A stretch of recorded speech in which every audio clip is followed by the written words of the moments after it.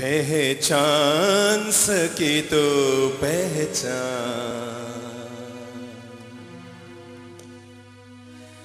कण कण में छिपा है भगवान। पहचान सके तो पहचान, कण कण में छिपा है भगवान। पहचान पहचान पहचान सके तो पहचान, कण कण में छिपा है भगवान। पहचान सके तो पहचान, कण कण में छिपा है भगवान। मीठी मीठी ताली, आनंद ले लो, आनंद ले लो।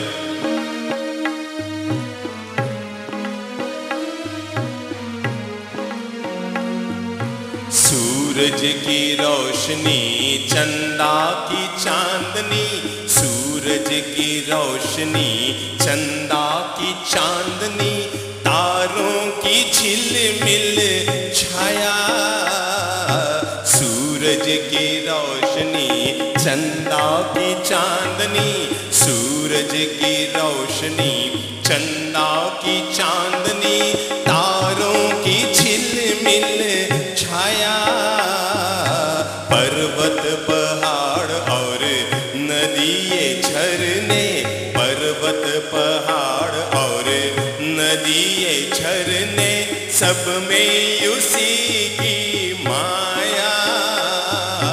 पर्वत पहाड़ और नदिये झरने, सब में उसी की माया। दिया सृष्टि को ये वरदान, दिया सृष्टि को ये वरदान, कण कण में छिपा है भगवान। पहचान सके तो पहचान, कण कण में छिपा है भगवान। पहचान सके तो पहचान, कण कण में छिपा है भगवान। जन्म से पहले जीव मात्र का, जन्म से पहले जीव मात्र का, वो ही है पालन हारा। जन्म से पहले जीव मात्र का, वो ही है पालन हारा। हाड़ मांस और रुधिर के अंदर, हाड़ मांस और रुधिर के अंदर, बहती दूध की धारा। हाड़ मांस और रुधिर के अंदर, बहती दूध की धारा। वो डाले माटी के पुतले में जान, डाले माटी के पुतले में जान, तो कण कण में छिपा है भगवान। पहचान सके तो पहचान, हो कण कण में छिपा है भगवान। जय हो,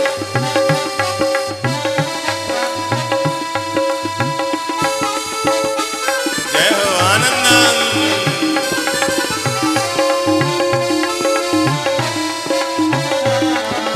अद्भुत जगत की लीलाओं देखकर, कहते हैं संत एकनाथ अपने शिष्यों के साथ एक बार हरिद्वार से कावड़ में गंगा जल लेकर रामेश्वरम की तरफ रवाना हो गए। सैकड़ों हजारों मील का रास्ता तय करना था। रेगिस्तान के रास्ते से गुजर रहे थे और उसी दौरान तेज भयंकर गर्मी में संत एकनाथ पीछे पीछे बूढ़े संत चल रहे थे और आगे आगे उनके भक्त, उनके शिष्य कंधे पर कावड़ में गंगा जल लिए चल रहे थे। अचानक लोगों ने देखा कि सड़क के किनारे एक गधा प्यास के मारे तड़फ रहा है। तड़फते हुए गधे को देखकर लोगों के मन में दया आई। शिष्यों ने एक दूसरे से कहा, अरे भाई जाओ आसपास में कहीं से पानी लाओ और पानी लाकर इस गधे को पिलाओ, ये प्यास से तड़फ रहा है।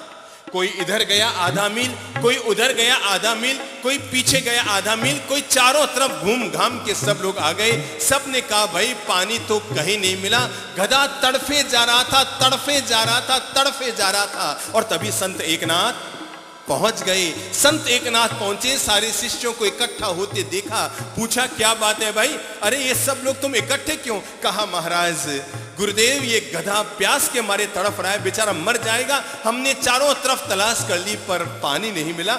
संत मुस्कुराए, कहने लगे अरे तुम सब लोगों के कंधे पर तो कावड़ में गंगा जल है ना, पिला दो। अरे नहीं नहीं महाराज, इतनी मेहनत करके लाए हैं, रामेश्वरम के पशुपति नाथ को चढ़ाने के लिए लाए हैं, ये कोई गधे को पिलाने थोड़ी लाए हैं। संत एकनाथ ने ऊपर देखा, मुस्कुराए, अपने कंधे पर जो कावड़ में गंगा जल लाए थे नीचे उतारा, लोटे का ढक्कन खोला, गए गधे के पास। लोगों ने कहा महाराज क्या कर रहे हो, 4 महीना पैदल चल के आए हो रामेश्वरम के लिए और पानी यूं व्यर्थ में गधे को पिला रहे हो। एकनाथ ने कुछ न सुना, गए गधे के पास, उसका मुंह खोला और पूरा का पूरा लोटा जो गंगा जल रामेश्वरम पे चढ़ाने के लिए लाए थे वो चढ़ा दिया, वो पिला दिया गधे को। गधे को पानी पिलाया और जैसे ही पानी पिलाया गधे को कि लोग देख के दंग रह गए। गधा वहां से गायब हो गया, पशु वहां से गायब हो गया और पशु में से पशुपतिनाथ प्रकट होकर आ गए। पशु में से पशुपतिनाथ प्रकट होकर आ गए और प्रकट होकर कहा, एकनाथ तुम्हारी पूजा मैंने स्वीकार की। और तब एकनाथ गुनगुनाने लगे। क्या गाने लगे? क्या गाने लगे? पहचान सके तो पहचान, कण कण में छिपा है भगवान। अद्भुत जगत की लीलाओं देख कर होता नहीं विश्वास। अद्भुत जगत की लीलाओं देख कर होता नहीं विश्वास।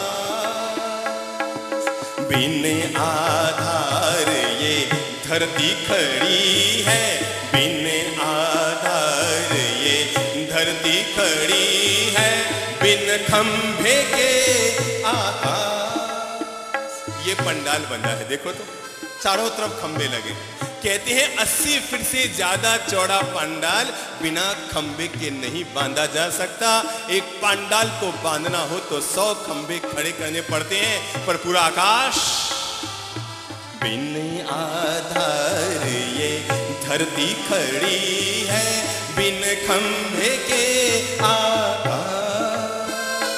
कैसी लीला प्रभु की महान, कैसी लीला प्रभु की महान। कण कण में छिपा है भगवान। पहचान सके तो पहचान, कण कण में हो, कण कण में छिपा है भगवान। पहचान सके तो पहचान, कण कण में हो, कण कण में, हाँ हाँ हाँ, कण कण में छिपा है भगवान। सबके लिए मंगलमय जीवन की शुभकामनाएं। आज मैं कोई प्रवचन नहीं दूंगा, आज तो बस अपन सब मिलकर प्रभु को निमंत्रण देंगे, प्रभु को पुकारेंगे, अपने जीवन के, अपने हृदय के आंगनिये में प्रभु जी को बुलाएंगे। बात की शुरुआत कर रहा हूं एक इतनी प्यारी सी घटना कि जिसको जब जब हम याद करते हैं हृदय आनंद से भर जाता है। और किसी भी भक्त की भक्ति क्या होती है, किसी भी श्रद्धालु की श्रद्धा क्या होती है, कहते हैं भक्त भगवान से भी बड़ा होता है, इस बात को साबित कर देती है। और घटना इतनी सी है, इतिहास की बहुत प्यारी घटना। कहते हैं भगवान की एक बड़ी प्यारी सी शिष्या थी जिसका नाम था चूल सुबद्धा। चूल सुबद्धा हकीकत में भगवान के सबसे प्रिय श्रावक अनाथ पिंडक की बेटी थी, लेकिन वो भगवान को जरूरत से ज्यादा श्रद्धा और भावना से पूजा करती थी। सांसों सांस में प्रभु जी के नाम का रमण किया करती थी। जब जब मौका मिलता प्रभु का दर्शन करने जाती, उनके सत्संग का आनंद लेती, और जब जब नहीं जा पाती तब भी अंतर मन में, अंतर प्राणों में, सांसों सांस में, दिल की हर धड़कन में, भीतर की हर पुकार में, भीतर की हर भावना में अपने प्रभु को सदा याद किया करती, उन्हें पूजा करती, उनको स्थापित किए रखती। और जो भगवान के प्रति इतनी ज्यादा श्रद्धालु थी, संयोग की बात ऐसी रही कि चूल सुभद्रा का विवाह एक ऐसे परिवार में हो गया जो एक नंबर का नास्तिक परिवार, न केवल नास्तिक परिवार अपितु भगवान का भयंकर विरोधी परिवार। शादी करके घर में गई और अगले दिन से आदेश जारी कर दिया गया सास ससुर और पति के द्वारा कि हमारे घर में उस भगवान का नाम लेना भी गुनाह है। उनकी पूजा नहीं होगी, उनकी प्रार्थना नहीं होगी, उनकी उपासना नहीं होगी, उनके दर्शन के लिए नहीं जाओगी, उनके सत्संग के लिए नहीं जाओगे, और तो और हमारे घर में रहते हुए कभी उनका नाम भी तुम्हारी जबान पर नहीं आना चाहिए। चूल सुभद्रा चौंक गई कि अचानक उसकी जिंदगी में कौन सा ये भूकंप आ गया।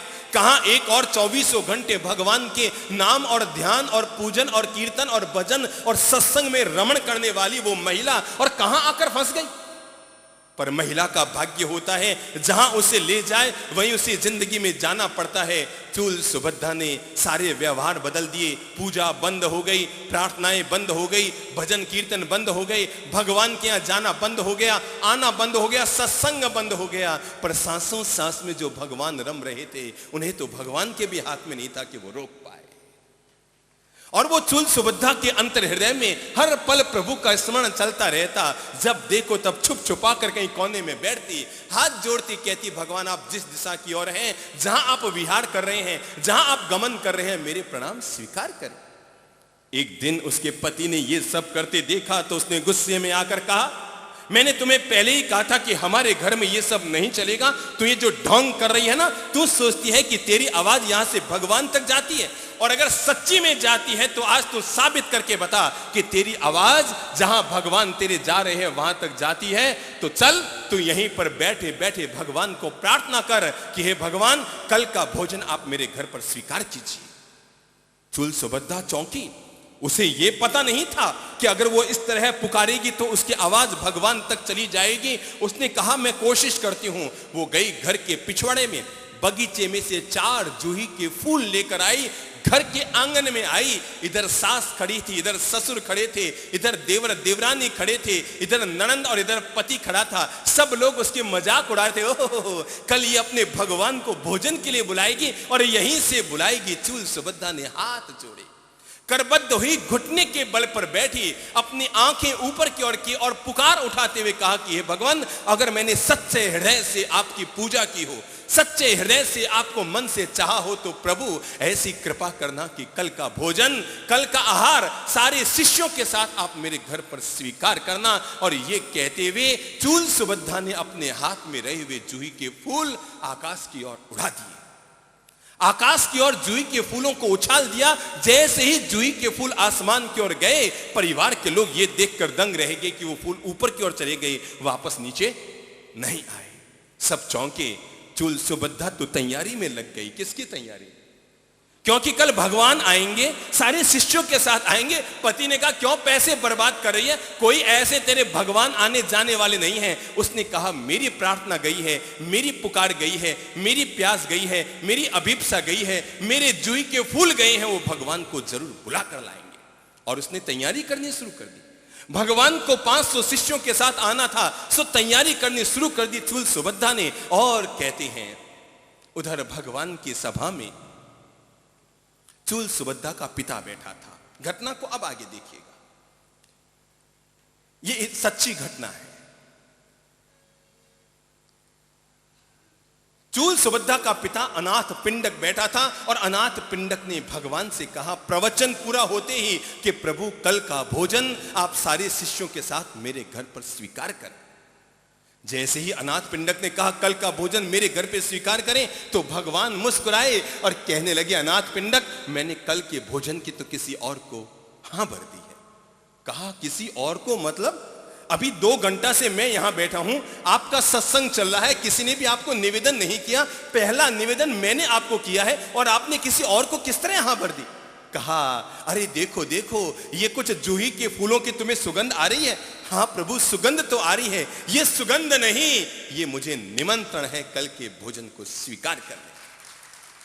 ये जूही के फूलों की खुशबू नहीं, ये तो मुझे निमंत्रण है कि मैं कल का भोजन कहीं और जाके स्वीकार करूं। और कहते हैं तभी भगवान ने अपने सारे शिष्यों को प्रस्थान करने का आदेश दिया। जहां भगवान बैठे थे वहां से चूल सुभद्रा का घर 30 मील दूर था। कितना?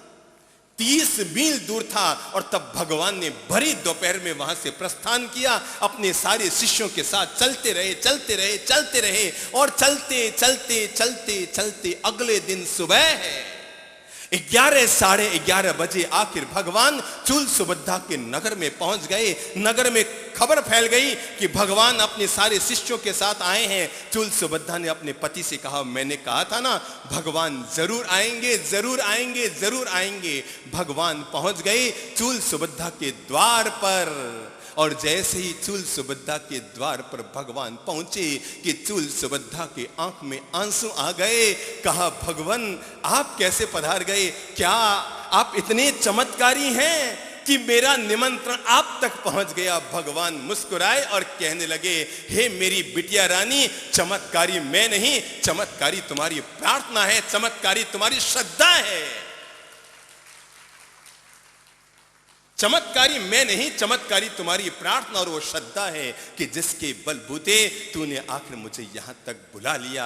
और तब कहते हैं चूल सुभद्रा का पति, उसके सास और ससुर सब लोग भगवान के श्री चरणों में नतमस्तक हो गए, नतमस्तक हो गए। सब कहने लगे, अरे भगवान का कैसा चमत्कार है। पर भगवान जान रहे थे ये तो चूल सुभद्रा की प्रार्थना का क्या है? चमत्कार है। प्रभु उसके होते हैं जिसके भीतर प्रभु के लिए प्यास होती है। ना में मंदिर ना में मस्जिद, अरे ना काबा कैलाश में, मौको कहां ढूंढे बंदे, मैं तो तेरे पास में। मैं सांसों की सांस में, मैं तो तेरे पास में, अरे मौको कहां ढूंढे बंदे, मैं तो तेरे पास में। जहां जहां प्यास, जहां जहां प्रार्थना, जहां जहां पुकार। श्री अरविंद से पूछा गया कि परमात्मा कहां है, तो श्री अरविंद ने कहा, जहां जहां उसके प्रति अभीप्सा है, जहां जहां भीतर में प्यास है, मानकर चलो वहां वहां प्रभु प्रकट होते हैं। रसौ वैसह, नारद ने कहा रसौ वैसह, वह कहां है कि जहां जहां रस है भीतर, जहां जहां प्यास है भीतर, जहां जहां परमात्मा के लिए पुकार है भीतर, वहां वहां परमात्मा है, वहां वहां वो प्रकट होता है। प्रार्थना, प्रार्थना जिसमें न होती है याचना, जिसमें न होती है कामना, बस भीतर में उठती है केवल प्रार्थना। प्रार्थना जहां भीतर में उठती है केवल पुकार। अरे प्रार्थना तो वो तत्व है, कहते हैं जहां पर दुनिया की सारी दवाएं बेकार हो जाती है, वहां पर किसी के दिल से निकली हुई दुआएं क्या आती है? काम आ जाया करती है। दवाएं जहां पर हो जाएगी बेकार, वहां भी काम आएगी किसी की दुआएं। भीतर से उठी हुई प्रार्थना, भीतर से उठी हुई पुकार। इसलिए आज जो मैं प्रवचन दूंगा वो प्रवचन नहीं, वो प्रार्थना है। वो प्रवचन नहीं, वो प्रार्थना है। और हम देखेंगे कि जिंदगी में किस किस मोड़ पर, किस किस जगह पर व्यक्ति की जिंदगी में प्रार्थना काम किया करती है। इष्ट की प्राप्ति के लिए, अनिष्ट के निवारण के लिए प्रार्थना के 2 काम। नंबर 1, इष्ट की प्राप्ति के लिए, इष्ट की प्राप्ति के लिए और अनिष्ट के निवारण के लिए, और निष्काम भाव से भीतर में जो भाव उमड़ कर आते हैं उसी का नाम प्रार्थना है। प्रार्थना शब्दों से जो होती है वो तो भजन होते हैं, और जो आत्मा से, हृदय से उभर कर बाहर निकल कर आती है उसका नाम प्रार्थना है। आपको कभी लगे प्रयोग करके देखिएगा, प्रार्थना के प्रत्यक्ष चमत्कारों का प्रयोग करके देखिएगा। आपको कभी लगे कि आपके बेटा बेंगलोर में रहता है, अचानक आपको फोन आया कि उसका एक्सीडेंट हो गया, वो घायल हो गया है, आईसीयू में भर्ती हुआ है, और आप दौड़ भाग शुरू करेंगे, कभी किसी को फोन, कभी किसी को फोन, कभी किसी को मोबाइल से फोन, चारों तरफ भागम भाग शुरू की, उसके आईसीयू में भर्ती, उसकी व्यवस्था करूं, मैं फ्लाइट से रवाना हूं, सारे काम छोड़ देना, पहला काम करना 15 मिनट के लिए प्रयोग करके देखना, किसी एक कोने में बैठकर, घर के किसी एक कोने में बैठकर, जो घर में जो पूजा का आला बनाया वहां बैठकर, या जहां शांति से 15 मिनट बैठ सको वहां पर बैठकर मन को शांत करके, मन को एकाग्र करते, उससे अपना तार हृदय का जोड़ने के बाद और 15 मिनट तक भगवान से प्रार्थना करना कि हे भगवान, वो घायल है मेरा बेटा, वो बीमार है मेरा बेटा, वो आईसीयू में मेरा बेटा, डॉक्टर हाथ छिड़कते जा रहे हैं, डॉक्टरों के अनुसार बचाना मुश्किल है, खतरे से खाली नहीं है, हे भगवान, दुनिया में जन्म देने वाला भी तू है तो दुनिया को बचाने वाला भी तू है। डॉक्टर के 2 हाथ हैं, पर हे परम पिता परमेश्वर, तुम्हारे 1000 हाथ हैं।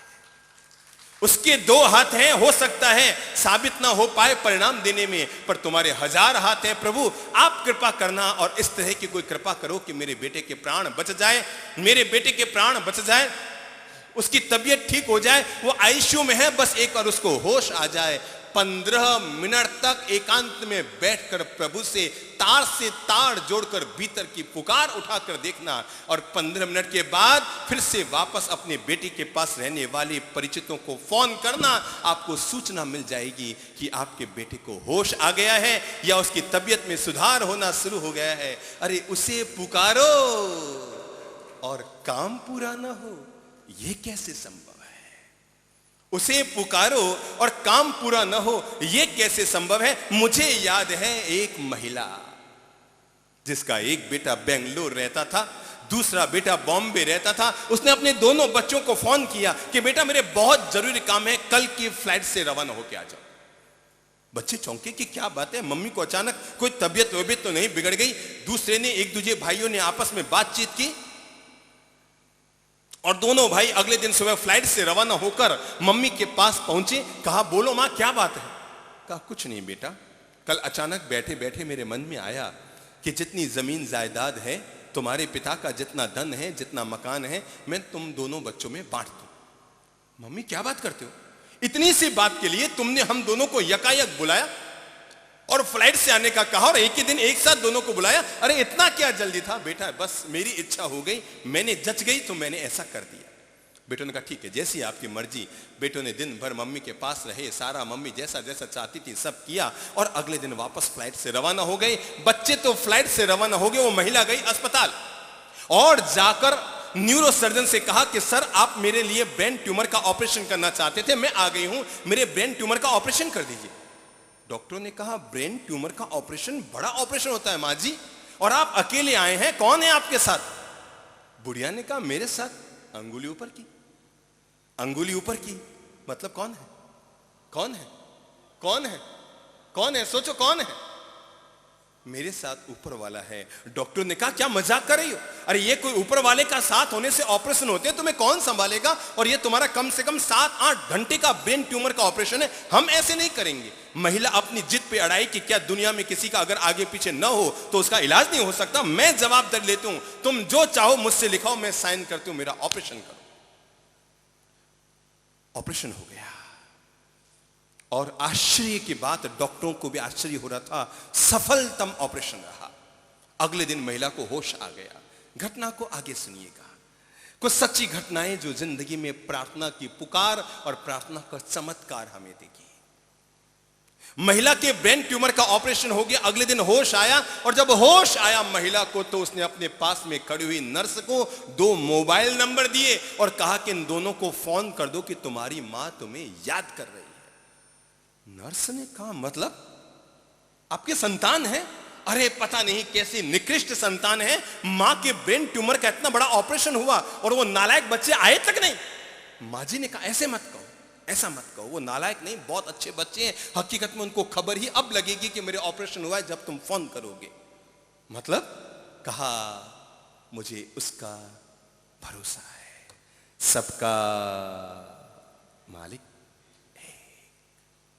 मुझे उस पे भरोसा था। बच्चों को फोन किया गया, बच्चे चौंक गए कि परसों तो हम आए हैं और ये मम्मी के क्या अचानक पागलपन सवार हुआ है कि ऑपरेशन भी हो गया है, हमें कहा तक नहीं। और बच्चे दौड़े दौड़े वापस फ्लाइट से आए और आते ही मम्मी से उलझ ही पड़े, चिल्लाते हुए कहने लगे, मम्मी कैसा पागलपन है तेरा, अरे अरे कुछ हो जाता हम तो दुनिया को मुंह दिखाने के काबिल नहीं रहते कि मां के ब्रेन ट्यूमर का ऑपरेशन हुआ। दोनों बच्चे कहा, बेटे चुप रहो, कैसे कुछ हो जाता, वो मेरे साथ था। मतलब बेटा याद नहीं है तुम्हें और खबर नहीं है, पर आज में जीवन की सच्चाई तुम्हें बता रही हूं। जब तू मेरे पेट में था, छोटे वाले बेटे से कहा कि जब तू मेरे पेट में था, ऑपरेशन करने के लिए डॉक्टर्स मुझे ले जा रहे थे तुम्हारा जन्म देने के लिए, तो मेरी हालत बड़ी सीरियस हो गई थी और डॉक्टरों ने तुम्हारे पिता से, तुम्हारे दादा से, नाना नानी से साफ साफ कह दिया था कि इन दो में से एक को बचाया जा सकेगा, या तो जच्चा बचेगा या फिर बच्चा बचेगा। दोनों को बचना असंभव है, शरीर में जहर फैल गया है। अरे दो में से एक बच जाए तो भी बहुत है। और ये कहते हुए ऑपरेशन के लिए ले जाने लगे। बेटे जब मुझे भीतर ले जाया जा रहा था तब मुझे होश था और मैंने डॉक्टर की ये बात भली भांति सुनी थी कि दो में से एक बचेगा, एक भी बच जाए तो बहुत है। तब ऑपरेशन थिएटर में जाते जाते मेरे प्यारे बच्चों, मैंने अपने दोनों हाथ ऊपर की ओर ऊपर करके कहा कि हे परमपिता परमेश्वर, ये डॉक्टर कहता है कि दो में से एक बचेगा, दुनिया में किसी को बचाना और मारना इस डॉक्टर के हाथ में कब से हो गया? दुनिया में किसी को बचाना और मारना इस डॉक्टर के हाथ में कैसे हो गया? हे ईश्वर, अगर ये सब तुम्हारे हाथ में है तो तू चमत्कार करना। डॉक्टर कहता है दो में से एक बचेगा। अब मैं डॉक्टर के हवाले नहीं, अब मैं तुम्हारे हवाले हूं। मेरे परिवार ने डॉक्टर के हवाले करके मुझे अंदर डाला है, पर मैं डॉक्टर के हवाले होकर अंदर नहीं जा रही, अब मैं तुम्हारे हवाले हूं। हे परमपिता परमेश्वर, तू ये चमत्कार करना कि दोनों को ही बचा के दिखा देना। और मेरे प्यारे बच्चों, आज तू भी जिंदा है और मैं भी जिंदा हूं, ये किसी डॉक्टर की बदौलत नहीं, ये परमात्मा की प्रार्थना की बदौलत है। और मेरे मन में ये आया, मेरे प्यारे बच्चों, मेरे मन में ये आया कि जब उस समय मैंने भगवान का सहारा लिया ऑपरेशन के लिए, तो आज मन में आया कि उस समय भी भगवान ने साथ दिया। तो मेरे पास दो विकल्प थे, या तो मैं अपने बच्चों का सहारा लेकर ऑपरेशन कराऊं, या मैं भगवान का सहारा लेकर ऑपरेशन कराऊं। मेरी अंतरात्मा ने गवाही दी, ये बच्चे तुम्हें बचा पाए या न बचा पाए, पर विश्वास रख, वो भगवान तुम्हें जरूर बचा लेगा। कण कण में है झांकी भगवान की, अरे किसी सूझ वाली आंख ने पहचान की। कण कण में है झांकी भगवान की, किसी सूझ वाली आंख ने पहचान की। कण कण में है झांकी भगवान की। सब गाएंगे, गुनगुनाएंगे। कमर सीधी कर लो, हाथ खोल लो, जबान खोल लो। अपन अभी 1 घंटा में प्रार्थना का प्रभाव देखेंगे अपनी खुद की जिंदगी में। कण कण में है झांकी भगवान की, किसी सूझ वाली आंख ने पहचान ली। कण कण में है झांकी भगवान की, जर्रे जर्रे में है झांकी भगवान की, किसी सूझ वाली आंख ने पहचान की। कण कण में है झांकी भगवान की।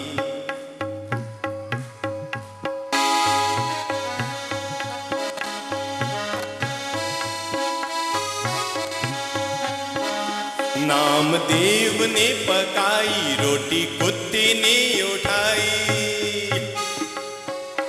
नामदेव ने पकाई रोटी, कुत्ते ने उठाई। पीछे घी का कटोरा लिए जा रहे, कहते हैं संत नामदेव, आज आनंद लीजिएगा। आज दिमाग की बातें नहीं कह रहा हूं, आज मैं दिमाग से नहीं बोल रहा हूं, ना दिमाग की बातें कर रहा हूं, मैं दिल से बोल रहा हूं और दिल की बातें कर रहा हूं। और जैसे अगरबत्ती की सुगंध अपने आप हमारे भीतर उतर जाया करती है, ऐसे आज के दिव्य वचनों को अपने भीतर उतरने दीजिएगा।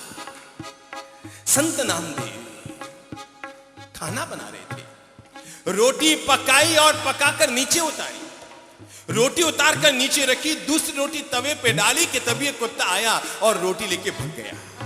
कुत्ता आया, मुंह में रोटी उठाई और भगने लगा, और जैसे ही कुत्ता भगा और भगते हुए कुत्ते को देखकर संत नामदेव पीछे दौड़े, हाथ में घी की गिलोड़ी लेकर। क्या लेकर? घी की गिलोड़ी, समझ गए? घी का प्याला, घी की गिलोड़ी लेकर पीछे दौड़े। दौड़ते जा रहे थे, दौड़ते जा रहे थे, जब कुत्ता पास में आया, चल रहा है, ओ कुत्ते राम जरा रुक जाओ, ओ कुत्ते राम जरा रुक जाओ, अरे रोटी तो ले जा रहे हो पर थोड़ा सा घी तो लगवाते जाओ, रोटी तो ले जा रहे हो, खा रहे हो, पर रोटी में घी तो लगवाते जाओ। नामदेव ने पकाई रोटी, कुत्ते ने उठाई, पीछे घी का कटोरा लिए जा रहे। नाथ लूखी तो न खाओ, थोड़ा घी तो लेते जाओ, नाथ लूखी तो न खाओ, थोड़ा घी तो लेते जाओ। कुत्ते में भी क्या देख रहे हैं? क्या देख रहे हैं? संत हुसैन कहा करते थे कि हे भगवान, हे खुदा, अरे हमसे तो वो गली के कुत्ते कहीं ज्यादा अच्छे होते। क्या कहते थे? संत हुसैन, फकीर हुसैन कहा करते थे, हे भगवान, अरे हमसे तो वे गली के कुत्ते कहीं ज्यादा अच्छे होते हैं, जो जिस मालिक की रोटी खाते हैं उसी के आगे दुम हिलाया करते हैं। जिस मालिक की रोटी खाते हैं उसी के आगे दुम हिलाया करते हैं। हे ईश्वर, हम रोटी तो तुम्हारी दी हुई खाते हैं, पर अपनी दुम अपनी बीवी के आगे हिलाया करते हैं। नामदेव ने पकाई रोटी, कुत्ते ने उठाई, पीछे घी का कटोरा लिए जा रहे। नाथ लूखी तो न खाओ, थोड़ा घी तो लेते जाओ, अपना मुखड़ा क्यों मुझसे छिपा रहे। तेरा मेरा एक रूप फिर काहे को हजूर, तेरा मेरा एक रूप फिर काहे को हजूर। तूने सकल बना ली यह स्वान की, ओ मुझे ओढ़नी ओढ़ा दी इंसान की। कण कण में है झांकी भगवान की, किसी सूझ वाली आंख ने पहचान ली। कण कण में है झांकी भगवान की, कण कण में है झांकी भगवान की। नजर मीरा की निराली, हो नजर मीरा की निराली, पी के जहर की पियाली। नजर मीरा की निराली, पी के जहर की पियाली। ऐसा गिरधर बसाया हर श्वास में, जब आया काला नाग बोली धन्य मेरे भाग। जब आया काला नाग बोली धन्य मेरे भाग। प्रभु आज आए सांप के लिबास में, प्रभु आज आए सांप के लिबास में। आओ आओ बलिहार काले कृष्ण कुमार, आओ आओ बलिहार काले कृष्ण कुमार। बड़ी कृपा है कृपा निधान की, धन्यवादी हूँ मैं आपके एहसान की। हो कण कण में है झांकी भगवान, सब गालो। ओ जर्रे जर्रे में है झांकी भगवान की। सीधी जूझ वाली आंख ने पहचान की। कण कण में है झांकी भगवान की, जर्रे जर्रे में है झांकी भगवान की। इसी तरह सूरदास ने का जिंदगी थी खास, ऐसा नैनों में नशा था हरि नाम का। जब नैन हुए बंद तब मिला वो आनंद, आया नजर नजारा घन श्याम का। हर जग जगह वो समाया, सारे जग को बताया, हर जगह वो समाया, सारे जग को बताया। आई आंखों में रोशनी जब ज्ञान की, देखी झूम झूम झलकियां भगवान की। कण कण में है झांकी भगवान की, किसी सूझ वाली आंख ने पहचान की। कण कण में है झांकी भगवान की, कण कण में है झांकी भगवान की, किसी सूझ वाली आंख ने पहचान की। भीतर की पुकार, भीतर की प्यास, हलक सी उठी हुई पुकार। हमें भगवान तो याद आते हैं, पर कब? बोलो, कब भगवान याद आते हैं? जब फिल्म देख रहे हो तो भगवान याद आते हैं। जब किसी शादी में माल खा रहे हो तो क्या भगवान याद आते हैं? जब पत्नी के पास सोए हो तो क्या भगवान याद आते हैं? जब दुनियादारी में जी रहे हो तो क्या भगवान याद आते हैं? जब किसी टूरिस्ट पैलेस पे जाकर मौसम का आनंद लुफ्त उठा रहे हो तो क्या भगवान याद आते हैं? भगवान कब याद आते हैं? एक विद्यार्थी को भगवान कब याद आते हैं पता है? कब याद आते हैं? कब याद आते हैं? परीक्षा के दिनों में। एक नौकरी करने वाले इंसान को भगवान कब याद आते हैं? जब नौकरी छूट जाती है। एक संपन्न आदमी को भगवान कब याद आते हैं? जरा बताओ, कब याद आते हैं? जब वो अस्पताल में पड़ा रहता है, तब उसके मुंह से पहली बार लोग सुनते हैं, हे भगवान, हे भगवान, हे भगवान। अमीर आदमी को भगवान तब याद आते हैं जब वो बीमार होकर अस्पताल में पड़ा रहता है। एक भूखे आदमी को भगवान तब याद आते हैं, गरीब आदमी को भगवान तब याद आते हैं जब उसे भूख लग जाती है। एक चोर को भगवान तब याद आते हैं जब वो पकड़ा जाता है। एक पापी को भगवान तब याद आते हैं जब मौत सामने आती है। और एक नेता को भगवान कब याद आते हैं? अब नेताओं के दिन आ रहे हैं जब वो भगवान को याद करेंगे। 4 साल तक भगवान से कोई लेन देन नहीं रहा, अब भगवान को याद करने का वक्त आ रहा है। और नेता भगवान को कब याद करता है? कब याद करता है? एक स्वर से बोलो। उससे भी ज्यादा कब याद करता है?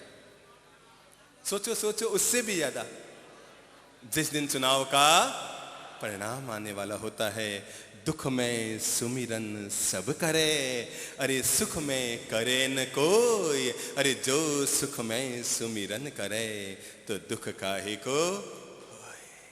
दुख में सुमिरन सब करे। विपत्ति काल जब आता है तो इंसान को भगवान याद आता है। मुझे तो लगता है कि भगवान अगर चाहता है कि लोग मुझे याद करें तो उसके लिए जरूरी है कि हर आदमी की जिंदगी में रोज कोई न कोई एक छोटा मोटा दुख जरूर दे दे, ताकि दुख आएगा तो आदमी को भगवान याद आएगा। सुख में बीवी बच्चे सूझते हैं, पर दुख आता है तो इंसान को एकमात्र भगवान सूझता है। और तय है भगवान भी इसलिए सूझता है क्योंकि आदमी को पता है जब दुनिया में तुम्हारी सुनने वाला कोई नहीं होता, जब दुनिया में हमारी सुनने वाला कोई नहीं होता, तब भी एक हमारी प्रार्थना सुनने वाला होता है, और वो होता है परमपिता परमेश्वर। आप किसी बात को लेकर चिंताग्रस्त हो गए, शाम को पत्नी को जाकर कहा, अरे भैया ऐसा हो गया। पत्नी कहेगी ठीक है ठीक है। फिर आप 10 मिनट के बाद कहेंगे, अरे भाई पता नहीं ऐसा हो गया। पत्नी हो गया कोई बात नहीं। खाना खाते खाते फिर कहेंगे, पता नहीं ऐसा क्यों हो गया। रात को सोते सोते फिर कहेंगे, पता नहीं ऐसा क्यों हो गया। तो पत्नी जल्लाएगी, कहेगी हो गया सो हो गया, मेरा सिर क्यों खा रहे हो गया सो हो गया, मेरा सिर क्यों खा रहे हो। अपनी चिंता को अगर बार बार पत्नी को बताओगे तो वो भारी हो जाएगी, पर अपनी चिंता को अगर भगवान के श्री चरणों में जाकर 1000 बार कहोगे तब भी वो न तो भारी होंगे और न केवल भारी नहीं होंगे, अपितु तो आपकी चिंता को मिटाने का, निवारण का कारण भी कोई न कोई आपके जीवन में कर देंगे। भगत पुकारे और भगवान दौड़कर आए। यहां बिल्कुल करीब में एक तीर्थ है जिसका नाम है मालपुरा। नाम सुना है ना आपने? जयपुर से 90 किलोमीटर दूर। दादा कुशल गुरुदेव का धाम कहलाता है। पता वो धाम कैसे हुआ? न तो वहां दादा गुरुदेव का जन्म हुआ, न दादा गुरुदेव का देह विलय हुआ, न वहां दादा गुरुदेव की दीक्षा हुई, न आचार्य पदारोहण हुआ, कुछ भी नहीं हुआ था वहां पर। वो अगर धाम देश में प्रसिद्ध हुआ और चमत्कारी रूप में जाना गया, वहां दादा गुरुदेव का कुछ नहीं हुआ। किसी भगत की पुकार ने, किसी भक्त की भक्ति ने उस स्थान को जीवंत कर दिया। और कहते हैं आज जो पाकिस्तान में देराउर है, वहां पर उनका देह विलय हुआ, और जब वहां देह विलय हुआ तो मालपुरा में रहने वाले भक्त के भीतर दादा गुरुदेव की पुकार उठी। उन्होंने कहा कि बिना दर्शन दिए गुरुदेव आप चले गए, और उसने तब वहां पर अन्न जल का त्याग कर दिया। एक दिन बीता, 2 दिन बीता, 3 दिन बीता, एक ही स्थान पर बैठा रहा, अन्न जल का त्याग करके वो भक्त बैठा रहा, एक ही जगह पर बैठा रहा। और कहते हैं 3 दिन का व्रत पूरा होने के बाद चौथे दिन सुबह है, अचानक उसकी आंखों के आगे उजाला आया, रोशनी आई, प्रकाश पुंज प्रकट हुआ। उसने जैसे ही आंख खोली और आंख खोलते ही देखा कि जिनकी वो 3 दिन से पूजा और उपासना कर रहा है, वो कुशल गुरुदेव उसकी आंखों के सामने प्रकट हो गए। उसने दर्शन किए, धन्य भाग्य महसूस किया, आनंदित हुआ, आंखों से सजल नैनों से झरझर झरझर आंसू झरने लगे। और वो ऐसे ही दादा गुरुदेव को प्रणाम करता रहा, करता रहा, करता रहा, करता रहा, और कब उसकी आंखें वापस बंद होगी उसे पता न लगा। वो देव चले गए, दादा गुरुदेव फिर से वापस चले गए। लेकिन वो तीर्थ इसलिए रह गया क्योंकि कहते हैं कहीं भी कोई दिव्य शक्ति प्रकट होती है तो पीछे अपना निशान जरूर छोड़कर जाती है। आप में से कौन कौन लोग हैं जो मालपुरा गए हैं? हाथ खड़ा करो। लगभग जयपुर के सभी लोग मालपुरा गए हैं, और आपने वहां देखा होगा कि वहां पर दादा गुरुदेव की पत्थर की शिला पर चरण पादुकाएं हैं। देखा है ना, चरण है पत्थर की शिला पर। और आपको पता है वो किसी इंसान के खोदे हुए चरण नहीं हैं, वो तो दादा गुरुदेव ने दर्शन दिए, वो चले गए, और पीछे उनके चरणों के निशान पत्थरों पर रह गए, और उन निशानों के चलते वो पूरा धाम बन गया, पूरे देश का सबसे लोकप्रिय तीर्थ बन गया। भक्त पुकारे और भगवान दौड़े दौड़े आ जाए। हम रोज कहते हैं हमेशा मुस्कुराते रहो, कहते हैं ना, हमारा मूल संदेश यही रहता है, जीवन में सदा मुस्कुराते रहो। पर मैं एक बात जरूर कहूंगा, 24 घंटे मुस्कुराओ, पर 2 मिनट ही सही परमात्मा की याद में अपनी आंख में आंसू जरूर ढुलकने दो। 24 घंटा इंसान को मुस्कुराना चाहिए, पर 2 मिनट ही सही अपने अंतर नयन से परम पिता परमेश्वर की आंसुओं से पूजा जरूर करनी चाहिए। भीतर की पुकार वो रोज हमें 24 घंटे देता है। कितने? 24 घंटे देता है। चलो आज एक काम करते हैं, वो रोज सबको 24 घंटे देता है। प्रभु जी आप सबसे आगे बैठे हैं, आप बताएंगे वो रोज हमें 24 घंटे देता है, बदले में क्या लेता है? बोलिए। हाँ आप बोलिए, पारस जी आप बोलिए, बदले में क्या लेता है? बैठे बैठे ही बोलिए, क्या लेता है?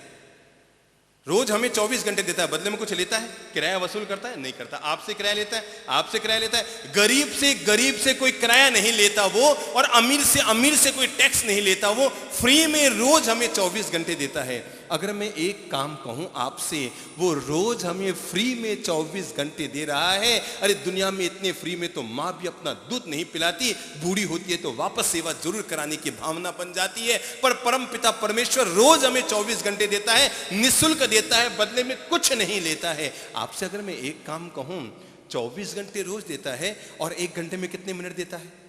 60 मिनट देता है। अगर मैं आपसे कहूं कि आप 1 मिनट उसके लिए निकाल सकते हैं, कौन कौन निकाल सकते हैं? हाथ खड़ा करो।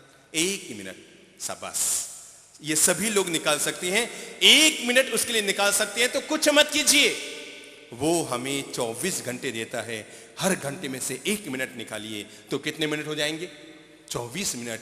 रोज 24 मिनट बैठकर भगवान की प्रार्थना, भगवान का पूजन, भगवान की भक्ति कीजिए, उन्हें आभार ज्ञापन कीजिए। अगर जिंदगी में साला आपके एक बार काम आया, 2 लाख दिया, आप रोज कहते हैं भैया तू मेरे काम आया, भैया तू मेरे काम आया। भाई कभी काम आता है, 5 लाख उधार दिया, हम कहते हैं तू मेरे काम आया। भौतिक वस्तुओं में जो काम आते हैं हम उन्हें आभार ज्ञापन करते हैं, पर जो परम पिता परमेश्वर पूरी जिंदगी भर हमारे काम आता है, हम उसे आभार ज्ञापन करना ही भूल जाते हैं। तो रोज सुबह 24 मिनट, कितने मिनट मांगे मैंने? 1 घंटे में से 59 मिनट आपके नाम, पत्नी के नाम, परिवार के नाम, धन के नाम, व्यवस्थाओं के नाम, धंधे पानी के नाम, सुख शांति वैभव के नाम, घूमने फिरने के नाम, हर घंटे में से 59 मिनट, केवल 1 मिनट, कितना? केवल 1 मिनट आप प्रार्थना करके देखिए तो सही। आज से प्रयोग करके देखिए। अगर आप नौकरी कर रहे हैं तो नौकरी में, जॉब कर रहे हैं जॉब में, धंधा कर रहे हैं धंधे में, पढ़ाई कर रहे हैं पढ़ाई में, प्रयोग करके देखिए। रोज अगर आप 24 मिनट भी नहीं निकाल सकते, हर घंटे में से केवल आधा मिनट निकालिए और 12 मिनट बैठकर नंबर 1 भगवान के प्रति शुक्राना अदा कीजिए और नंबर 2 आभार ज्ञापन कीजिए, नंबर 3 अपनी प्रार्थना के तार उससे जोड़कर देखिए। आप पाएंगे जो धंधा आपका पिछले साल चल रहा था, प्रार्थना करके धंधा शुरू कीजिए। अगर आपकी फैक्ट्री चल रही है, 150 लोग आपके फैक्ट्री में काम कर रहे हैं, 5 मिनट का समय निकालिए, सारे स्टाफ को किसी एक जगह पर इकट्ठा करके 5 मिनट तक ईश्वर की प्रार्थना करा के देखिए। आप पाएंगे जो स्टाफ दिन भर काम से जी चुरा रहा है, अगर आप प्रार्थना करवाकर उनसे अपने फैक्ट्री का काम करवाएंगे, आप पाएंगे वो दिन भर बड़ी लगन से काम कर रहा है, क्योंकि फैक्ट्री की शुरुआत ही लगन से हुई, फैक्ट्री की शुरुआत ही मगन से हुई, फैक्ट्री की शुरुआत ही एकाग्रता से हुई, फैक्ट्री की शुरुआत ही तन्मयता से हुई, फैक्ट्री की शुरुआत ही प्रार्थना से हुई। दिन की जैसी शुरुआत हुई, पूरा दिन भी तो वैसा ही बीतेगा। अपने घर में प्रयोग करके देखिए। स्टाफ आपका साथ है, जब आप घर में पूजा पाठ कर रहे हैं, प्रार्थना कर रहे हैं, सबको कह दीजिए, जो बगीचे का माली है उसको भी, जो किचन में काम करते हैं उस महिला को भी, कि सब आके बैठ जाओ, 10 मिनट का उनको आराम दीजिए। आराम का प्रयोग प्रार्थना में कीजिए। आप पाएंगे आपके घर में कितनी सुख शांति श्री सौभाग्य रहता है। विश्वास रखिए, आप इस हाथ से काम करते हैं, उस हाथ से काम करते हैं, केवल 2 हाथ हैं पर उसके इतने अनंत हाथ है कि वो सबके हाथों में काम किया करता है। अपने तार एक बार जरा उससे जोड़कर तो देखिए, निश्चल निष्काम भाव से। कुछ चाहिए मत भगवान से। कहते हैं राम, सीता और लक्ष्मण। श्री राम अपनी धर्म पत्नी सीता और छोटे भाई लक्ष्मण के साथ वनवास से चल रहे थे। रास्ते में आई नदी, रास्ते में नदी आई, नदी को पार करना था। किनारे क्या खड़ी थी? नाव खड़ी थी और नौका का मालिक था केवट। राम ने केवट से कहा कि भैया मुझे उस पार पहुंचा दो। केवट पहचान गया, ये और कोई नहीं, अयोध्यापति श्री राम है, ये सीता जानकी मैया है, ये लक्ष्मण भैया है। वो पहचान गया और उसे लगा कि अगर भगवान को यूं ही पार लगा दिया तो मेरा नाम क्या केवट। अगर भगवान को यूं ही पार लगा दिया, उसने कहा भगवान जी मैं आपको पहचान गया हूं कि आप राम हैं, भगवान है। राम ने कहा मैं कोई भगवान नहीं हूं, सामान्य इंसान हूं, उस पार जाना है, जो पैसा लेना हो लेना, पार लगा। उसने कहा ले जाऊंगा तो सही, पर उससे पहले आपके पांव को धोऊंगा, ऐसे अपनी नौका में पांव नहीं रखने दूंगा। लक्ष्मण चिल्लाए, कहने लगे तुम हमें समझते क्या हो? क्या राम के पांव इतने गंदे हैं कि तुम धुलवा कर रखोगे? उसने कहा सवाल गंदे वंदे का नहीं है, चरणों को धोकर ही नौका में पांव रखूंगा। अरे ये राम है, इनका क्या पता, इनकी चरण धूली लगे तो पत्थर भी अहिल्या बन जाता है। अरे कल ये मेरी नौका लुगाई बन गई तो घरवाली को क्या जवाब दूंगा? ऐसा नहीं चलेगा, मेरे पहले पांव धुलेंगे। राम ने कहा यार गरज का मारा आखिर क्या न करता, अब ये जो कहे कर ले, बूढ़ा आदमी है, ज्यादा तू माथा लगाएगा लक्ष्मण तो यहीं का यहीं पड़ा रह जाएगा, नौका लेकर रवाना हो जाएगा। इसलिए जो ये कहते हैं चुपचाप मान ले। और आखिर वो दौड़ा दौड़ा गया, पत्नी को बुलाया, दौड़ के आ, देख बाहर राम आए, भगवान राम। अरे दुनिया में किसी के घर नहीं आते, आज हमारे यहाँ आए, चल चल, गरज के मारे जो अपन चाहेंगे आज वही करेंगे, आज वो गरज के मारे आए हैं। और तब वो कठौती लेकर गया। क्या लेकर गया? केवट कठौती लेकर गया, राम के पास कठौती लेकर गया और राम के चरणों को कठौती में पांव रखवा कर धोया, चरणों के पानी को पी लिया। और तभी से एक बात चल पड़ी, मन चंगा तो कठौती में, बस वो कठौती में गंगा उतार लाई। वो कठौती घर पर ले गया ये सोचकर कि लकड़ी की है, कई दिन तक जल का अंश इसमें चिपका हुआ रहेगा। राम को बैठाया नौका में, चले उस पार। बीच नदी में पहुंचे, केवट ठहरा, केवट बोला आदमी भगत के बस में है भगवान, भक्त बिना वो कुछ भी नहीं है। अरे भक्त हैं उनकी जान, भगत के बस में है भगवान। और वो केवट नौका खेए जा रहा है, खेए जा रहा है, वहीं पर नौका चलाए जा रहा है, कभी इधर घुमाए कभी उधर घुमाए। लक्ष्मण को आया गुस्सा कि भगवान कौन से पागल आदमी से अपना पाला पड़ गया प्रभु, भैया ये कौन से आदमी से पाला पड़ गया, आधे घंटा घुमाए जा रहा है। तो लक्ष्मण ने गुस्से आके कहा, अरे पागल आदमी, हमें उस पार पहुंचाओगे या यहीं चक्कर खिलाते रहोगे? उसने कहा चुप। किसने कहा? किसने कहा? केवट ने लक्ष्मण से कहा चुप, नौका भी मेरे हाथ में, याद रखना तुम्हारे हाथ में नहीं। जैसा मैं कर रहा हूं मुझे चुपचाप करने, वो और चक्कर खिलाए जाए। आखिर राम से भी नहीं रहा गया। राम ने कहा, भैया हम तुम्हें हाथ जोड़ते हैं, तुम बहुत बढ़िया आदमी हो, हमें उस पार पहुंचा दो। ये कब तक हमें चक्कर खिलाते रहोगे? पता है तुमने हमें 4 चक्कर खिला दिए। केवट ने कहा, भगवान बस आ गई अकल ठिकाने। अरे आपने हमें 84 के चक्कर में डाल रखा है, हमने आपको कभी उपालम नहीं दिया। मैंने आपको 4 चक्कर खिलाए तो आपको चक्कर आ गए। हाँ, आपने हमें 84 के चक्कर में डाल रखा है, मैंने आपसे कुछ न कहा और मैंने आपको 4 चक्कर खिलाए तो आपको चक्कर आ गए। लो भगवान पहुंचा देता हूं। उस पार पहुंचाया और जैसे उस पार पहुंचे कि राम ने सीता की ओर इशारा किया और इशारा करके कहा, भाई अपने पास देने के लिए उसको कुछ भी नहीं है, तुम्हारे हाथ में ये अंगूठी है ना, ये निकाल के केवट को दे दे। क्या कहा? वही अंगूठी जो अंगूठी कभी हनुमान के काम आई, तो वो अंगूठी निकाल के तू दे दे। जैसे वो अंगूठी देने लगी सीता मैया, तो केवट ने कहा, मैया ये क्या करती हो? अरे हम तो भाई भाई हैं, राम और हम तो भाई भाई हैं, हम में आपस में क्या लेन देना, दोनों जाति भाई हैं हम तो। लक्ष्मण की ये सुनना था कि आग बबूल हो गए लक्ष्मण और चिंघारते हुए केवट पर बरस पड़े कि मूर्ख, तू ठहरा मल्लाह जाति का और राम ठहरे अयोध्या के नरेश क्षत्रिय वंश के, और तूने अपना जाति भाई कहता है। केवट ने कहा, लक्ष्मण जी आप बार बार क्यों गुस्सा खा रहे हो? मैं झूठ नहीं बोलता, भगवान से पूछ लो कि हम दोनों जाति भाई है कि नहीं। और ये जो अंगूठी मुझे दे रहे हो ना, सीता मैया अपने पास रखो, कभी आगे काम आएगी। क्या कहा? ये अंगूठी अपने पास रखो, सीता मैया आगे कभी काम आएगी। और लक्ष्मण जी होला मत करो, राम जी और हम दोनों जाति भाई तो हैं। चलो एक बात बताओ, तो राम जी का काम क्या है? जो आए उसे उस पार लगाना, जो उनकी शरणों में आए उसे पार लगाना, जो उनकी भक्ति करे उसे पार लगाना। और मेरा काम क्या है? नदी के किनारे जो आए उसे पार लगाना। दोनों एक ही तो काम धंधा कर रहे हैं, फिर हम जाति भाई नहीं हुए तो क्या हुए? लक्ष्मण जी चौंके, कहा यार ये तो बड़ा गजब का बड़ा गजब का आदमी मिला। तो राम ने कहा, भैया कुछ तो कहे कि भगवान बस कुछ नहीं, जो मैंने किया वो आप कर देना बस। क्या कहा? जो मैंने किया वो आप कर देना। राम समझे नहीं, कहा भगत मैं तुम्हारी दिल की बात नहीं समझ पा रहा हूं, तू बोल। कहा कुछ नहीं भगवान, इस सेवा के बदले में मुझे कुछ नहीं चाहिए, जो मैंने आपके साथ किया आप मुझे साथ भी वही करना। आप किनारे आए, मुझसे सहयोग मांगा, मैंने आपको पार लगा दिया, यहाँ पहुँचा दिया। मर कर एक दिन मैं आपके चरणों में आऊँगा, जैसे आज मैंने आपको पार लगाया, बस आप भी मुझे वैसे ही पार लगाए। तारा है सारा जमाना, प्रभु हमको भी तारो। तारा है सारा जमाना, प्रभु हमको भी तारो। हमको भी तारो प्रभु, सबको ही तारो। हमको भी तारो प्रभु, सबको ही तारो।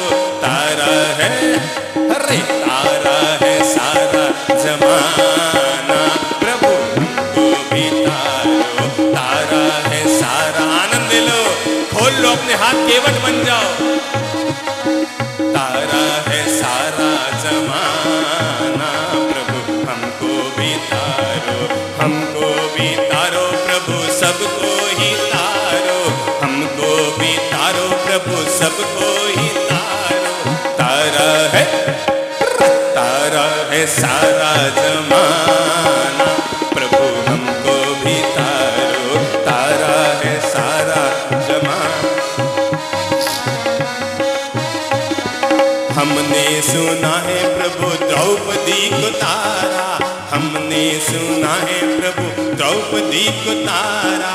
चीरे का, अरे चीरे का करके बहाना, प्रभु हमको भी तारो। चीरे का करके बहाना, प्रभु हमको भी तारो। हमको भी तारो प्रभु, सबको ही तारो। हमको भी तारो प्रभु, सबको ही तारो।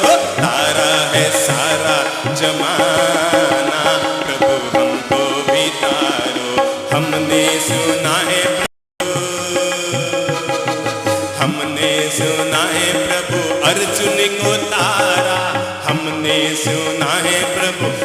अर्जुन को तारा, गीता का, अरे गीता का करके बहाना, प्रभु हमको भी तारो, तारा है सारा जमाना। हाथ खोलो, जिसका झूमने का मन कर रहा है झूम लो, शर्म मत खाओ, आनंद ले लो, मीरा बन जाओ, चंदन वाला बन जाओ। जय हो।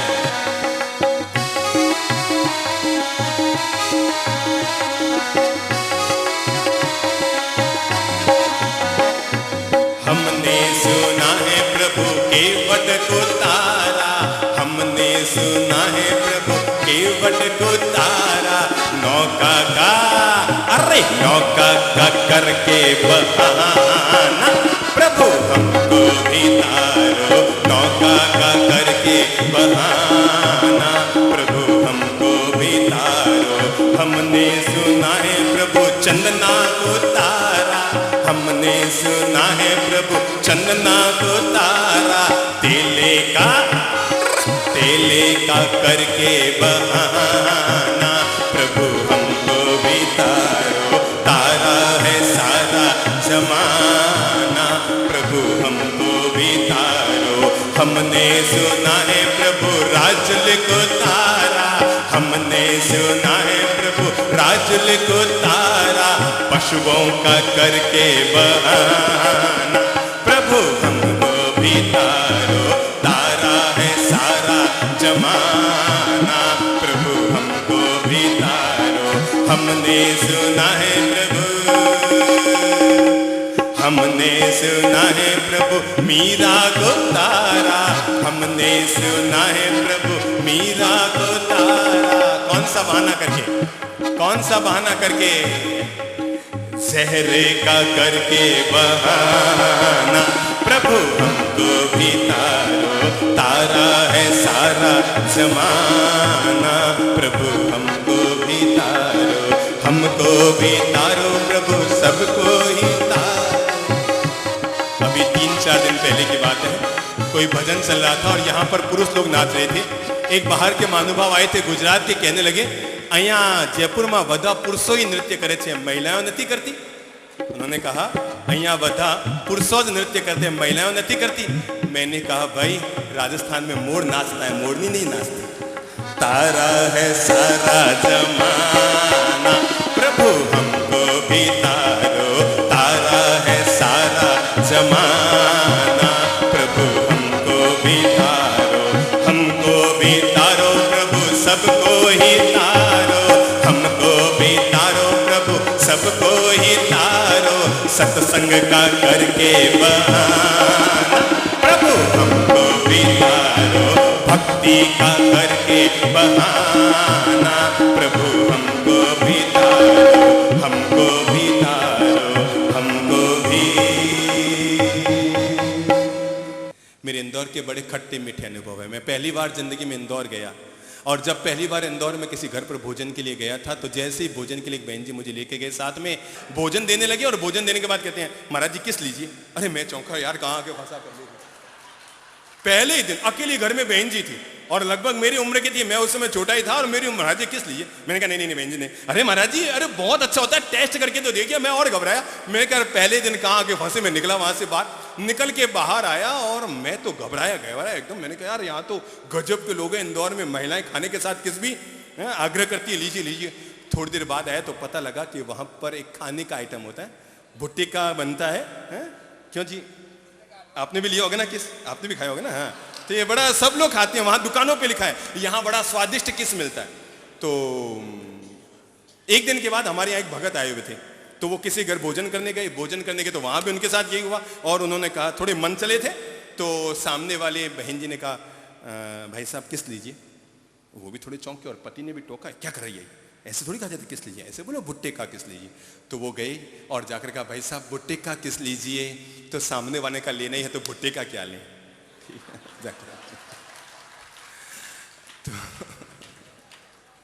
तो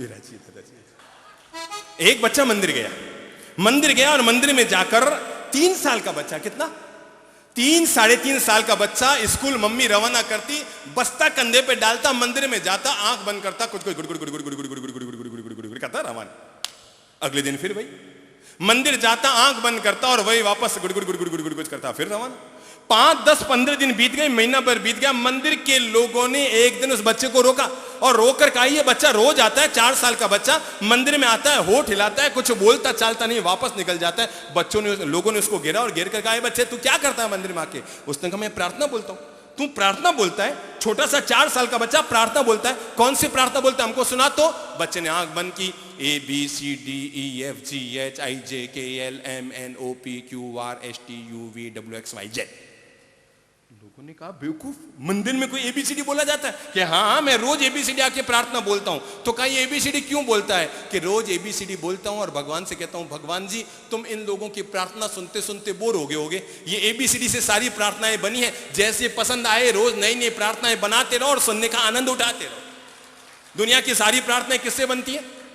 इन्हीं ABCD से बनती है। एक आदमी की मृत्यु हो रही थी, यानी इतना बीमार पड़ गया था, डॉक्टरों ने हाथ छिड़क दिया था। जिंदगी में उस आदमी ने कभी मंदिर में पांव नहीं रखा, जिंदगी में उस आदमी ने कभी सत्संग में पांव नहीं रखा, जिंदगी में उस आदमी ने कभी भगवान की पूजा नहीं की। पत्नी की इच्छा हो गई कि मरते मरते ही सही कम से कम एक बार मेरे पति को भगवान का नाम याद दिला दूं। सो उसने कहा, बस मेरी एक अंतिम इच्छा है, आप एक बार मरने से पहले, डॉक्टरों ने कह दिया अब आपके प्राण निकलने वाले हैं, एक बार भगवान का नाम ले लो। क्या कहा? एक बार। उसने कहा, नहीं बस हो गया। फिर पत्नी ने कहा, एक बार ले लो, भगवान का नाम ले लो, क्या बिगड़ जाएगा? पति फिर भी नहीं। आखिर उसने अपने सुहाग की कसम दिला दी, आपको मेरे सुहाग की सौगंध, एक बार मरने से पहले अपनी जुबान पर भगवान का नाम ले लो।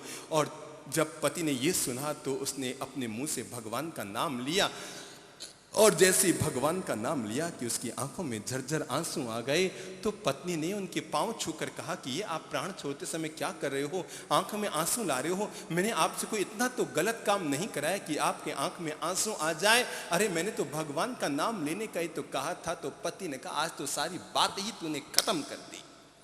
पति ने कहा, आज सारी बात ही तूने खत्म कर दी। पत्नी ने कहा, मतलब कि जिस भगवान को जिंदगी भर तक हृदय में जीता रहा था, आज वो होठों पर आ गया तो बात ही अधूरी हो गई। जिस भगवान को जिंदगी भर हृदय में जीता रहा, आज वो चीज होठों पर आ गई। तो भगवान की भक्ति प्रदर्शन की चीज नहीं, भगवान की भक्ति तो भीतर में उतारने और भीतर में डूबने और अपने आप में उतरने की चीज है। कर्मा बाई, नाम सुना है ना आपने, कर्मा बाई। और कर्मा बाई की भक्ति, अरे मेरे भाई, अगर आदमी के भीतर सच्ची भक्ति हो तो भगवान से कैसे संपर्क स्थापित करते हैं? वो बाहुबली की मूर्ति, दुनिया की सबसे बड़ी बाहुबली की मूर्ति, गोमटेश बाहुबली, 1000 साल से भी ज्यादा पहले जब वो मूर्ति का निर्माण हुआ, चामुंड राय महामंत्री ने, कर्नाटक के महामंत्री चामुंड राय ने उस विशाल मूर्ति का निर्माण कराया। और जितनी बड़ी मूर्ति थी, प्रतिष्ठा भी उतनी बड़ी कराई। देश भर के सारे आचार्यों को, दिग्गज आचार्यों को बुलाया गया, देश भर के सारे राजाओं को बुलाया गया, देश भर के सारे महामात्य और मंत्रियों को बुलाया गया। और शायद दुनिया के इतिहास में न भूतो न भविष्यति ऐसी प्रतिष्ठा कभी नहीं हुई। चामुंड राय ने इतना बड़ा महान महोत्सव किया, मन में गर्वोन्नत हो रहा था, बाहुबली महान, और मैंने बनाई बाहुबली की मूर्ति, सो मैं भी हो गया महान। और अपनी मां की इच्छा पर बाहुबली की बनी हुई विशाल मूर्ति की जब प्रतिष्ठा हो रही थी, सोने के कलशे मंगाए गए, दूध के, और ढारे गए गोमटेश बाहुबली की विशाल दुनिया की सबसे बड़ी मूर्ति पर हजारों सोने के कलशे ढार दिए गए। पर भगवान के चरण फिर भी सूखे के सूखे रहे। आचार्यों ने चामुंड राय से कहा कि चामुंड राय, प्रतिष्ठा का विधि विधान तो हो गया, पर भगवान ने अभी भी तुम्हारी सच्ची प्रतिष्ठा को स्वीकार नहीं किया, क्योंकि भगवान के दोनों अंगूठे अभी तक चरणों के सूखे पड़े हैं।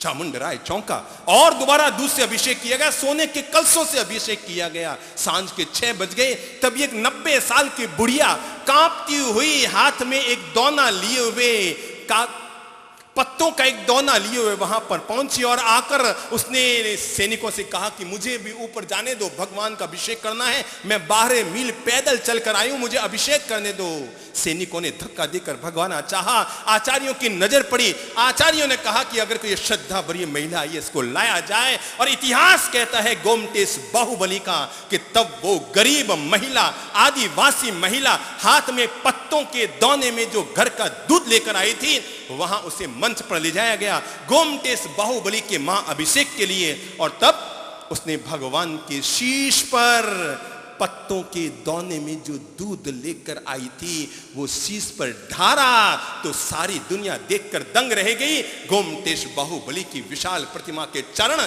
दूध में लबालब डूब गए। और तभी उस बुढ़िया ने वहां पर प्रणाम किया। प्रणाम करते उसके प्राण निकल गए। इतिहास गवाह है, सोने के कल से हार गए, भगवान के सामने श्रद्धा के पत्तों के दौने जीत गए। और आज भी जहां बाहुबली की विशाल प्रतिमा खड़ी है, बिल्कुल उसके सामने हम दर्शन करके आए थे। बिल्कुल बाहुबली की प्रतिमा के बिल्कुल सामने गवाक्ष में एक बूढ़ी महिला की मूर्ति बनी हुई है। और वो महिला और कोई नहीं, उस महिला का नाम था गुल्लिका अज्जी। क्या नाम था?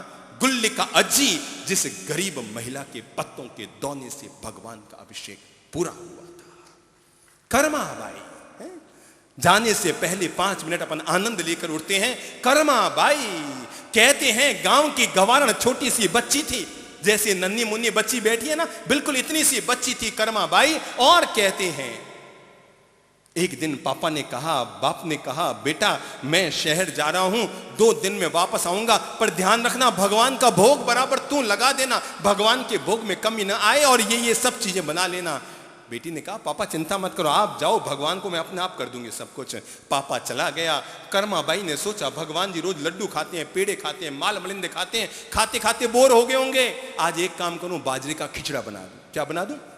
गांव की जाट थी, जाट की बेटी थी, तो सोचा बाजरे का खिचड़ा बना दिए, लड्डू पेड़े खाते हुए भगवान बोर हो गए होंगे। और तब जाटनी ने, उस बच्ची ने क्या बनाया?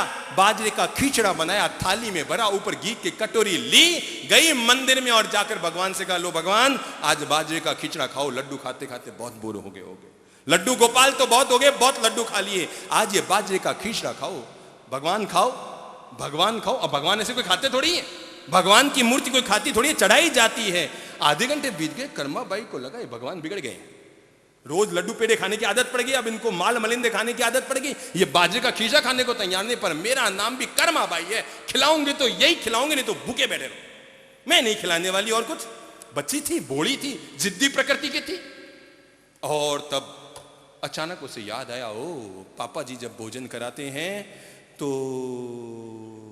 पर्दा डालते हैं। क्या करते हैं? पर्दा डालते हैं। लगता है मैंने पर्दा नहीं डाला, इसलिए भगवान नहीं खा रहे, और पर्दा इतना ऊपर कि मेरा हाथ ही नहीं जाए, डालूं तो कैसे डालूं। अचानक याद आया, गांव की छोरी थी, घाघरा लंबा चौड़ा था, सोचा एक काम करती हूँ ना, पर्दा नहीं तो क्या हुआ, घाघरे को ही पर्दा बना लूं। और ये कहकर उल्टी हो गई, घाघरे को चौड़ा किया, लो भगवान जी पर्दा लगा दिया, खा लो, खाना हो तो चुपचाप खा लो, आपकी मर्जी, मैं जा रही हूं नहीं तो। और यूं कह के खड़ी हो गई, आंख बंद की, भगवान जी खा लो, भगवान जी खा लो, भगवान जी खा लो। इतने में उसका बाप आ गए।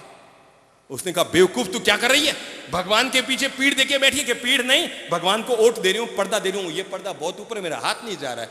तो क्या भगवान के भोग में क्या लाई, कि बाजरे का खिचड़ा लाई हूं, घी लाई हूं। और जैसे ही बच्ची ने मुड़ के देखा, ये देखो बाजरे का खिचड़ा, तो बाप भी दंग रह गया, बेटी भी दंग रह गई, खिचड़ा पूरा गायब, थाली साफ। उसने कहा, जाट ने कहा, मूर्ख कहाँ है तेरा, कहाँ है भोग, कहाँ लाई है तू? अरे भगवान, अरे पापा जी मैं लेके आई थी, थाली देखो सड़ी हुई भी है। क्या सड़ी हुई है तू? भगवान कहाँ गया ये? भगवान खा गए, भगवान खा गए, भगवान कभी खाते, मैं 20 साल से चढ़ा रहा हूं, एक पेड़ा भगवान ने नहीं खाया। कर्मा बाई ने कहा 20 साल से आप चढ़ा रहे ना, आज मैंने चढ़ाया है। वो गए अंदर, अंदर जाके देखा भगवान के सारे कपड़े सड़े हुए, घुटने पर खींचड़ा लगा हुआ, पांव पर खींचड़ा लगा हुआ, होठों पर यहाँ ठुड्डी खींचड़े से सड़ी हुई। और तब वो पुजारी, वो पिता समझ गया भगवान भोग के भूखे नहीं होते।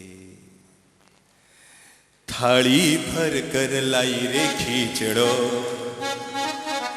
सब आनंद ले लेना। दुनिया का सबसे प्यारा गीत है, जिसको नाचना हो नाच लेना, झूमना हो झूम लेना, अपनी आवाज भगवान तक पहुंचा देना। अरे थाली भर कर लाई रे खींचड़ो, और ऊपर घिरी बाट की, अरे झीमो मारा श्याम धनी, झीमावे बेटी जाटरी, झीमावे बेटी जाटरी। अब शर्म मत खाइएगा, भगवान की भक्ति में डूब जाइएगा। खोल लो अपने हाथ पांव, शरीर और जबान, और आनंद ले लो। थाली भर कर लाई रे खींचड़ो, ऊपर घिरी बाट की, थाली भर कर लाई रे खींचड़ो ऊपर गिरी बाट की। झीम मारा श्याम धनी झीमावे बेटी जाटरी। झीम मारा श्याम धनी झीमावे बेटी जाटरी। थाली भर कर लाई रे खींचड़ो ऊपर गिरी बाट की।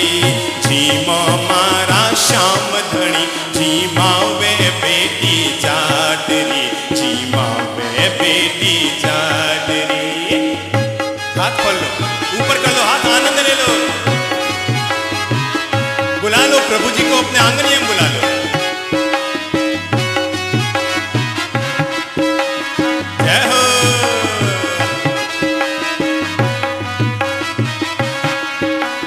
बाबो मारो गाँव गयो है ना जाने कद आवेला। अरे बाबो मारो गाँव गयो है ना जाने कद आवेला। बाबे रे भरोसे सामरा भूखो ही रह जावेला। अरे बाबे रे भरोसे सामरा भूखो ही रह जावेला। अरे आज जिमाऊं थने खींचड़ो, आज जिमाऊं थने खींचड़ो काल रावणी घाटरी। झीमो मारा श्याम धनी झीमावे बेटी जाटरी। अरे झीमो मारा श्याम धनी झीमावे बेटी जाटरी। बार बार मंदिर में चढ़ती, बार बार मंदिर में चढ़ती, बार बार पट खोलती। अरे बार बार मंदिर में चढ़ती, बार बार पट खोलती। किया को निची मेरे मोहन करड़ी करड़ी बोलती। तू जी मैं तो मैं जी मूले। अरे तू जी मैं तो मैं जी मूली बन कोई लाटरी। झीमो मारा श्याम धनी झीमावे बेटी जाटरी। झीमावे बेटी जाटरी। पर दो भूल गई रे संवरिया। माणक जी काला बैठे मत लो, कुर्सी पे आगे आ जाओ। भक्ति का आनंद लो, आगे आ जाओ, खड़े हो जाओ। नंद किशोर जी खड़े हो जाइए, भक्ति का आनंद लीजिए। पर दो भूल गई रे संवरिया, पर दो फेर लगायो है। अरे पर दो भूल गई रे संवरिया, पर दो फेर लगायो है। डाबरिये रे उठ बैठ कर, घगरिये रे उठ बैठ कर। श्याम खींचड़ो का आनंद ले लो। घगरिये रे उठ बैठ कर श्याम खींचड़ो खायो है। घोड़ा भाड़ा भगता सुन, जय हो। घोड़ा भाड़ा भगता सुन सांवरिया के ही आट की। घोड़ा भाड़ा भगता सुन सांवरिया के ही आट की। अरे झीमो मारा श्याम धनी झीमावे बेटी जाटरी। अरे झीमो मारा श्याम धनी झीमावे बेटी जाटरी। भक्ति हो तो कर्मा जैसी, भक्ति हो तो कर्मा जैसी। सांवरियो घर आयो सा। अरे भक्ति हो तो कर्मा जैसी। आनंद ले लो, सब खड़े हो जाओ। भक्ति हो तो कर, हाथ ऊपर कर लो। भक्ति हो तो कर्मा जैसी। ये भक्ति का महोत्सव है, भगवान की भक्ति का महोत्सव है। आनंद ले लो। भक्ति हो तो कर्मा जैसी। सांवरियो घर आयो सा। भक्ति हो तो कर्मा जैसी। सांवरिया, आनंद आ गया। ऐसा लग रहा है जयपुर जयपुर नहीं रहा, जैसे वृंदावन धाम बन गया। आनंद ले लो। एक बहुत प्यारी बात कह रहा हूं। एक दिन मुझे एक व्यक्ति ने आके कहा, साहब हमने भगवान को नहीं देखा, क्या आपने देखा है? मैंने कहा मैंने भी नहीं देखा। तो उसने कहा, साहब आपने भी भगवान को नहीं देखा और हमने भी भगवान को नहीं देखा, फिर आप भगवान की प्रार्थना क्यों कराते हैं? क्या कहा? आपने भी भगवान को नहीं देखा और हमने भी भगवान को नहीं देखा, हम सबने भगवान को नहीं देखा, फिर हम भगवान की पूजा क्यों कर रहे हैं? मैंने कहा ये तय है कि मैंने भी भगवान को नहीं देखा और आपने भी भगवान को नहीं देखा, पर एक बात सच है कि वो हमें देख रहा है। इसलिए उठाओ अपने हाथ और भक्ति का आनंद लो।